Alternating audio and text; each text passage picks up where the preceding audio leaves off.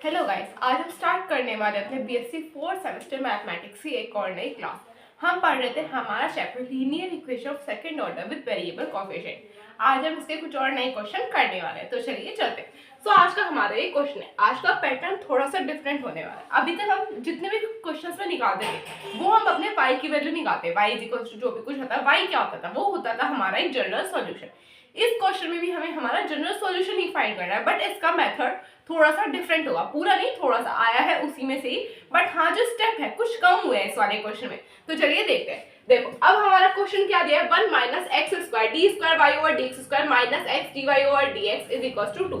अब ये हमारा क्वेश्चन क्या है, हमारा d square Y over D x square plus b d Y over D x plus q y is equal to r के form में है, नहीं है, बल्कि हमारा किस फॉर्म में है, जिसमें कि हम हमारा आई इंटीग्रेटिंग फैक्टर निकालते हैं, उस फॉर्म में प्रेजेंट है नहीं है। ये तो है d square Y over D x square, हमें उस फॉर्म में लेके आ सकते हैं। अगर हम इसे सिंगल कर दें, d square Y over D x square minus x upon ये हमारी टर्म आ जाएगी, साथ में आ जाएगा d Y over D x, और इधर हो जाएगा हमारा ये हो जाएगा पी और ये हो जाएगा क्यू। यहाँ पे आर का कोई रोल नहीं होगा। पी का निकालेंगे हम इंटीग्रेटिंग फैक्टर। अब जैसे जैसे हम इसे सॉल्व कर देंगे उससे हमारा जो जनरल सॉल्यूशन वो फाइंड हो जाएगा। आपको इसकी प्रोसेस देखनी पड़ेगी क्योंकि ये थोड़ा सा हटके अभी तक आपने जितने भी क्वेश्चन किए उनसे थोड़ा सा पैटर्न अलग होने वाला है, ठीक है।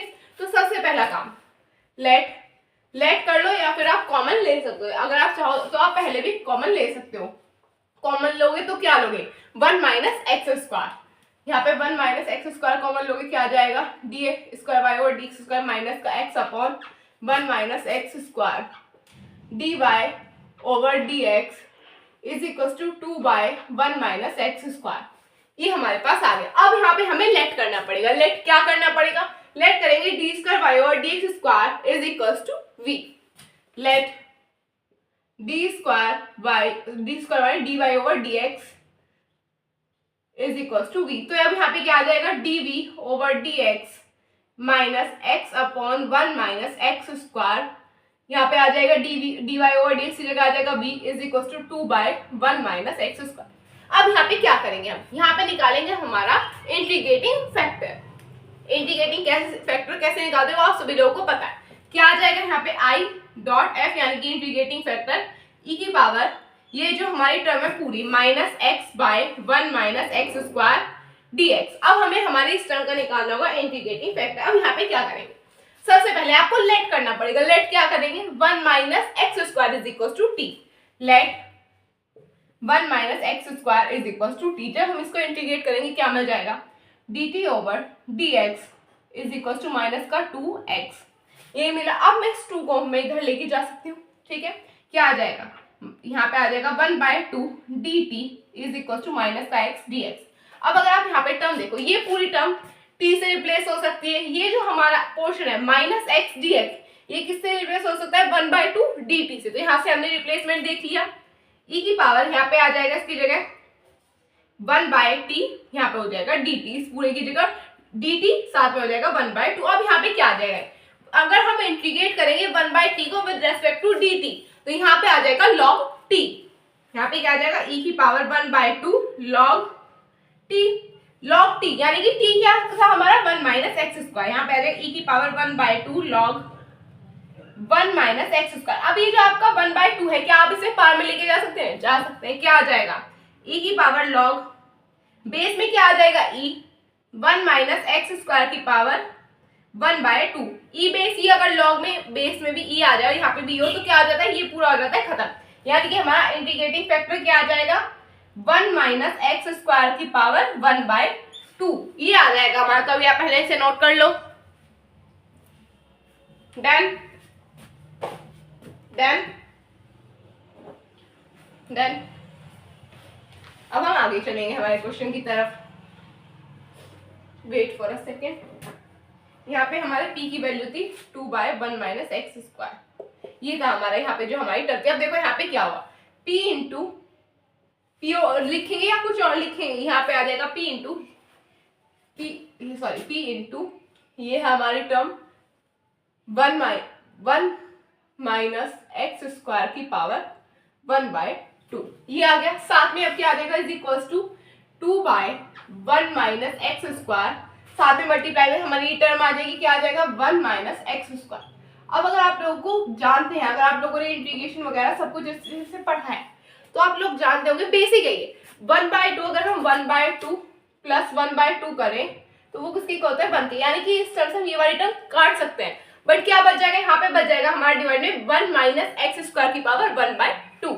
यहाँ पे हमारी ये टर्म बच जाएगी, यहाँ पे आ जाएगा p into 1 minus x square की पावर 1/2 इज इक्वल टू, इस टर्म से ये टर्म हो गई कैंसिल, 2 बाहर आ जाएगा 1 माइनस एक्स स्क्वायर की पावर 1/2 dx प्लस का c। ये यहाँ पे हमारा मिल रहा है हमें, यहाँ पे कोई दिक्कत होनी चाहिए। अब देखो ये जो 1/2 है, क्या आप इसे अंडर रूट की फॉर्म में लिख सकते हैं? ऐसे ना लिख के इस तरह से लिख सकते हैं, कोई दिक्कत वाली बात होगी नहीं। अब जब हम इसे इंटीग्रेट करेंगे, अगर आप लोगों को इंटीग्रेशन आते हैं अच्छे से तो 1/2 अंडर रूट में 1 minus x square is equal to किसके होता है? साइन इनवर्स एक्स के। तो यहाँ पे आ जाएगा p into 1 minus x square की power 1/2 is equal to 2 sine inverse, यहाँ पे आ जाएगा x प्लस का c1। ये आपको यहाँ पे मिल रहा है, ठीक है। अब यहाँ पे क्या आ जाएगा, अब ये जो हमारी टर्म है 1 माइनस एक्स स्क्वायर की पावर 1/2, ये कहाँ चली जाएगी? डिवाइड में, तो अब इसे डिवाइड में लेके जाएंगे। तो आगे चलते हैं। ये क्वेश्चन है तो बहुत आसान, बट हाँ आपको अभी समझना पड़ेगा। अब देखो ये क्या आ जाएगा यहाँ पे, p is equal to 2 sine inverse x 1 minus x square की पावर 1/2 प्लस का c1 1 माइनस एक्स स्क्वायर की पावर 1/2। अब देखो p को हम कहाँ से लेके आए थे? p का मतलब था dy/dx, यही तो था। अब मैं यहाँ पे लिख दूँ p replace by dy/dx is equal to 2 sine inverse x upon 1 minus x square, under root लिख दो या 1/2 लिख दो, वो आपकी पर्सनल चॉइस है, c1 upon 1 minus x square की पावर 1/2। अब देखो ये जो, अब हम यहाँ पे क्या करेंगे, इस dx को दूसरी तरफ लेके चले जाएगा और इंटीग्रेट कर देंगे दोनों तरफ। On integrating both side integrate करेंगे तो क्या मिल जाएगा, यहाँ पे आ जाएगा आपका y, यही तो आएगा। यहाँ पे कोई बहुत बड़ी चीज चलिए, सिंपल इंटीग्रेशन कर रहे हैं, साथ में आ जाएगा 2 साइन इनवर्स x की under root 1 minus x square dx plus c1 1 by under root 1 minus x square dx। अब अगर आप लोगों को इंटीग्रेशन अच्छे से आता है, आप अगर जानते हैं, अगर आपने ऊपर का भी अच्छे से देखा है तो आप आगे समझ जाएंगे। साइन इनवर्स x को अगर हम t मान ले और उसको डिफरेंशिएट करें, हमें क्या मिल जाएगा? 1 by 1 minus x square. Let मान के हम कर सकते हैं इसको, ठीक है। इसको लेट करके हम यहाँ पे सॉल्व करेंगे। और यहाँ पे अगर आप लोगों को ये पता है, अगर इंटीग्रेट हो 1 by under root 1 minus x square with respect to ds, ये किसके इक्वल होगा? साइन इनवर्स x के, ठीक है। तो अब डन।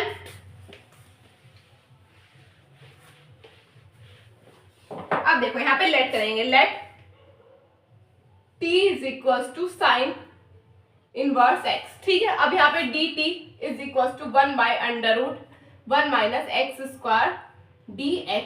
ये टर्म कहाँ है? ये टर्म हमारी एग्जैक्ट सेम है, ठीक है। अब यहाँ पे क्या आ जाएगा? y is equal to 2 sine inverse x की जगह आ जाएगा t dt। यहाँ पे क्या आ जाएगा? अगर हम इंटीग्रेट करेंगे 1 by under root 1 minus x square को, क्या आ जाएगा? साइन इनवर्स x प्लस का c1 sign inverse x plus का c2, ये हमारे पास आ गया। यहाँ पे क्या आ जाएगा? y is equal to 2 t square by 2 plus का c1 sign inverse x plus का c2, ये आ गया। अब देखो 2 से 2 हो जाएगा कैंसिल, t हमारा किसके इक्वल होता है? t था हमारा साइन इनवर्स x के। y इज इक्वल टू, अब t की जगह हम साइन इनवर्स x पुट कर सकते हैं, साइन इनवर्स x का होल स्क्वायर प्लस का c1 sign inverse x plus का c2। अब देखो क्या ये जो हमारी इक्वेशन है ये y के इक्वल आ गई है? आ गई भाई। अगर जब हमें जनरल सॉल्यूशन फाइंड करना होता है तो हमें इक्वेशन किसकी इक्वल आनी होती है? y की इक्वल। जो हमारी सारी टर्म किसकी फॉर्म में? x के वेरिएबल x की टर्म में हो, सारी जितनी भी टर्म्स प्रेजेंट है वो सारी x की फॉर्म में होनी चाहिए। ये क्या ये आ चुका है हमारा, ये जो है हमारे इस क्वेश्चन का जनरल सॉल्यूशन है। जनरल इक्वेशन जनरल सॉल्यूशन जो आपका मन है वो कह सकते हैं, ये हमारा हो जाएगा इस क्वेश्चन का फाइनल आंसर, ठीक है। तो आप इसे नोट कर लीजिए।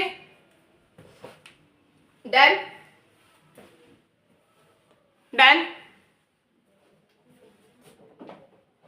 डन।